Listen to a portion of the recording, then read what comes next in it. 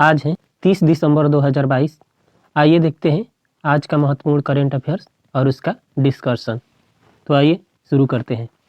हाल ही में साइबर अपराध से निपटने के लिए स्टे सेफ ऑनलाइन अभियान किसके द्वारा शुरू किया गया है? तो फ्रेंड्स, हाल ही में केंद्रीय मंत्री अश्विनी वैष्णव द्वारा साइबर अपराध से निपटने के लिए स्टे सेफ ऑनलाइन अभियान शुरू किया गया है। इसका उद्देश्य है फ्रेंड्स, सोशल मीडिया प्लेटफार्म के व्यापक उपयोग और डिजिटल भुगतान को तेजी से अपनाने के कारण नागरिकों में ऑनलाइन दुनिया में सुरक्षित रहने के लिए जागरूकता को बढ़ाना, यानी जो भी साइबर क्राइम है उसके प्रति जागरूकता को बढ़ाना इसका उद्देश्य है। यानी स्टे सेफ ऑनलाइन अभियान का उद्देश्य है साइबर क्राइम से लोगों को बचाना। एंटी डस्ट अभियान ये दिल्ली सरकार द्वारा चलाया गया है फ्रेंड्स। मिशन लाइफ ये गुजरात सरकार द्वारा चलाया गया अभियान है। आसरा पेंशन योजना ये फ्रेंड्स तेलंगाना सरकार द्वारा चलाया गया अभियान है। धन वर्षा योजना ये लाइफ इंश्योरेंस कॉर्पोरेशन लिमिटेड यानी LIC द्वारा ये चलाया गया अभियान है। वंदे मातरम पहल महाराष्ट्र सरकार की योजना है, पहल है। छत्ता वर्षा जल संचय योजना ओडिशा सरकार की योजना है। मेडिस्वेप योजना केरल सरकार द्वारा चलाया गया ये योजना है। आंचल अभियान ये राजस्थान सरकार द्वारा चलाया गया अभियान है, आंचल अभियान। लाडली लक्ष्मी योजना ये मध्य प्रदेश सरकार द्वारा चलाया गया अभियान है। नेथम्मा बीमा योजना ये तेलंगाना सरकार के द्वारा चलाया गया अभियान है। हाल ही में किसे अंतरिम केंद्रीय सतर्कता आयुक्त नियुक्त किया गया है? तो फ्रेंड्स, हाल ही में अंतरिम केंद्रीय सतर्कता आयुक्त यानी CVC प्रवीण कुमार श्रीवास्तव को नियुक्त किया गया है। फ्रेंड्स, ये कार्यवाहक CVC होंगे यानी कार्यवाहक केंद्रीय सतर्कता आयुक्त होंगे। हाल ही में सुरेश N पटेल जो केंद्रीय सतर्कता आयुक्त यानी CVC थे, वो 24 दिसंबर को फ्रेंड्स इनका कार्यकाल समाप्त हो गया है। इन्हीं के जगह पर प्रवीण कुमार श्रीवास्तव केंद्रीय सतर्कता आयुक्त का कार्यवाहक पद संभाले हुए हैं। प्रवीण कुमार श्रीवास्तव असम मेघालय कैडर के फ्रेंड्स सेवानिवृत्त भारतीय प्रशासनिक अधिकारी हैं। CVC का कार्यकाल यानी केंद्रीय सतर्कता आयुक्त का कार्यकाल जो होता है 4 वर्ष या 65 वर्ष होता है, यानी 4 वर्ष उनका कार्यकाल होगा या 65 वर्ष आयु हो जाने पर वो रिटायरमेंट हो जाते हैं। हाल ही में फ्रेंड्स भारती दास भारत के CGA बनी है। रक्षा सचिव गिरिधर अरमाने हैं। ED के पुनः डायरेक्टर संजय मिश्रा को बनाया गया है फ्रेंड्स। इनका भी कार्यकाल समाप्त हो गया था, लेकिन इनका कार्यकाल 1 साल के लिए पुनः बढ़ा दिया गया है। फिक्की के अध्यक्ष सूर्यकांत पांडा को बनाया गया है। प्रसार भारती के CEO ये गौरव द्विवेदी को बनाया गया है, अभी हाल ही में बनाया गया है। UPSC के सदस्य के रूप में प्रीति सूदन को हाल ही में UPSC का सदस्य बनाया गया है। हाल ही में फ्रेंड्स पंजाब नेशनल बैंक के कार्यकारी निदेशक के रूप में M परमाशिवम को बनाया गया है। और IBA यानी इंडियन बैंक एसोसिएशन IBA ये अतुल कुमार गोयल बने हैं IBA के अध्यक्ष। हाल ही में किस देश के साथ फ्री ट्रेड एग्रीमेंट लागू हुआ है? तो फ्रेंड्स, हाल ही में भारत और ऑस्ट्रेलिया के बीच में फ्री ट्रेड एग्रीमेंट लागू हुआ है।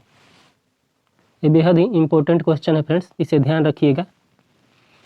इससे जो लाभ होगा दोनों देशों को, इससे भारतीय कारोबारियों को ऑस्ट्रेलियाई बाजार का ड्यूटी फ्री एक्सेस मिल जाएगा और साथ ही ऑस्ट्रेलिया को भी भारत में ड्यूटी फ्री एक्सपोर्ट मिल सकता है। यानी दोनों देशों को जो आयात निर्यात होगा फ्रेंड्स, उसमें या तो बहुत कम टैक्स लगेगा या टैक्स फ्री होगा, यही फायदा होगा। और दोनों देशों के बीच व्यापार में जो आदान प्रदान होगा वो काफ़ी तेजी हो जाएगा। तो ये फायदा होगा फ्री ट्रेड एग्रीमेंट का। ऑस्ट्रेलिया, ध्यान रखिएगा, ऑस्ट्रेलिया भारत का 17वां सबसे बड़ा व्यापारिक भागीदार है। भारत ने मोगाडिशु हाइड्रो पावर प्रोजेक्ट भूटान को हैंडओवर कर दिया है। यह कितने मेगावाट का प्रोजेक्ट था?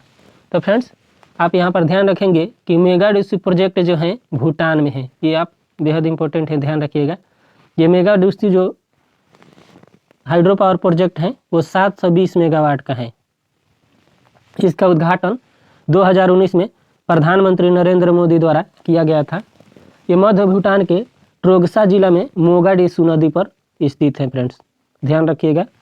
परियोजना से भूटान की विद्युत क्षमता जो है इस परियोजना से 44% वृद्धि हो गया था। इस परियोजना को ब्रूनल मेडल, एक अवार्ड भी इस परियोजना को मिला है। ब्रूनल मेडल 2020 में ये अवार्ड प्राप्त हुआ था। भाखड़ा नंगल, आइए भारत की कुछ परियोजना है। भाखड़ा नंगल परियोजना ये सतलज नदी पर स्थित है फ्रेंड्स। नागा अर्जुन सागर परियोजना ये कृष्णा नदी पर स्थित है। फरक्का बांध परियोजना ये भागीरथी नदी पर स्थित है। काकड़ापारा परियोजना ये ताप्ती नदी पर स्थित है फ्रेंड्स। पोचमपाद परियोजना गोदावरी नदी पर स्थित है। टिहरी बांध परियोजना भागीरथी नदी पर स्थित है फ्रेंड्स। उत्तराखंड में टिहरी बांध परियोजना भागीरथी नदी पर स्थित है। तुलबुल परियोजना ये झेलम नदी पर स्थित है। बगलिहार बांध परियोजना ये चिनाब नदी पर स्थित है फ्रेंड्स। भारतीय सेना ने कहाँ में अब तक की पहली प्रिंटेड आवासीय इकाई का उद्घाटन किया है? 3D प्रिंटेड, यहाँ पर आप लोग 3D प्रिंटेड कर लीजिएगा। 3D प्रिंटेड आवासीय इकाई का उद्घाटन किया है। तो फ्रेंड्स हाल ही में भारतीय सेना द्वारा अहमदाबाद में 3D प्रिंटेड आवासीय इकाई का उद्घाटन किया गया है। पहला सौर ऊर्जा संचालित गांव मढेरा, ये भी फ्रेंड्स गुजरात में है। गति शक्ति पोर्टल लॉन्च करने वाला पहला राज्य गुजरात है। पहले ही बालिका पंचायत का गठन, ये भी फ्रेंड्स गुजरात में हुआ था। उस गांव का नाम था फ्रेंड्स कुनरिया, गांव का नाम था जहां पर बालिका पंचायत का गठन हुआ था, कुनरिया, ये ध्यान रखिएगा आप। भारत का पहला औद्योगिक शहर ये कांडला गुजरात में है फ्रेंड्स, ध्यान रखिएगा। भारत कांडला बंदरगाह भी है, जिसे ज्वारीय बंदरगाह भी कहा जाता है फ्रेंड्स कांडला को। गुजरात राजधानी फ्रेंड्स गांधीनगर है। राज्यपाल वर्तमान में आचार्य देवव्रत है और मुख्यमंत्री प्रमोद सावंत है। तो इसे माफ कीजिएगा फ्रेंड्स, प्रमोद सावंत नहीं है, भूपेंद्र पटेल हैं गुजरात के मुख्यमंत्री। तो आप लोग यहाँ भूपेंद्र पटेल कर लीजिएगा गुजरात के मुख्यमंत्री। हाल ही में किसे अटल सम्मान अवार्ड से सम्मानित किया गया है? तो ये प्रभु चंद्र मिश्र को फ्रेंड्स हाल ही में अटल सम्मान अवार्ड से सम्मानित किया गया है। बुकर पुरस्कार 2022 ये हाल ही में दिया गया है फ्रेंड्स सोहान करुणाथिलाका को। फ्रेंड्स ये सोहान करुणाथिलाका का संबंध श्रीलंका से, ये श्रीलंका के उपन्यासकार हैं सोहान करुणाथिलाका। जेसीबी पुरस्कार 2022 ये खालिद जावेद को दिया गया है। Champions of the earth award ये पूर्णिमा देवी बर्मन को दिया गया है। ये भारत के असम राज्य से इनका संबंध है। नॉनसेंस शरणार्थी पुरस्कार फ्रेंड्स जर्मनी के पूर्व चांसलर एंजेला मार्केल को दिया गया है। और हाल ही में फ्रेंड्स एकलव्य पुरस्कार 2022 स्वाति सिंह को दिया गया है। नितिन मोहन का निधन हो गया है हाल ही में फ्रेंड्स। उनका संबंध था, तो उनका संबंध फ्रेंड्स एक फिल्म इंडस्ट्री से इनका संबंध था, तो ध्यान रखिएगा। नितिन मोहन और इनका संबंधित क्षेत्र फिल्म इंडस्ट्रीज है और इनका हाल ही में निधन हो गया है। हाल ही में फ्रेंड्स पिनाकी चौधरी का निधन हो गया है। इनका संबंध फ्रेंड्स बंगाली फिल्म निर्देशक थे। आनंद मम्मानी का निधन हो गया फ्रेंड्स, ये कर्नाटक विधानसभा के स्पीकर थे आनंद मम्मानी। लियान हैम्सन ये रग्बी के प्लेयर थे फ्रेंड्स, इनका भी हाल ही में निधन हो गया है। मुलायम सिंह यादव उत्तर प्रदेश के पूर्व मुख्यमंत्री और समाजवादी पार्टी के संस्थापक। राजू श्रीवास्तव भारत के मशहूर कॉमेडियन थे फ्रेंड्स, इनका भी हाल ही में निधन हो गया।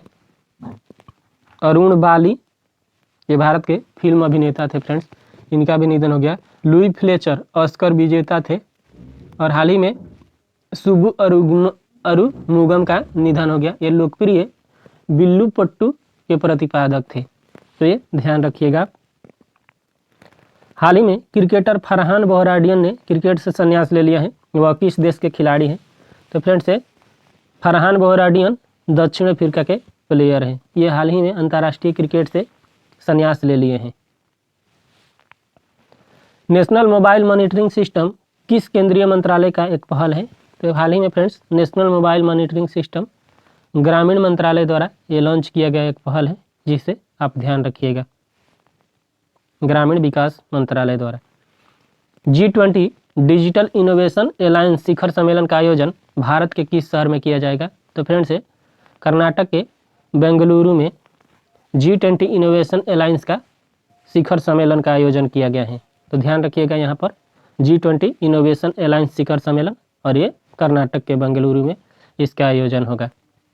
तो फ्रेंड्स ये था आज का महत्वपूर्ण करेंट अफेयर्स। कैसा लगा आपको कमेंट बॉक्स में ज़रूर बताइए फ्रेंड्स। तो आज के लिए इतना ही। हमारे चैनल से जुड़े रहें, चैनल को लाइक करें, शेयर करें और सब्सक्राइब करें।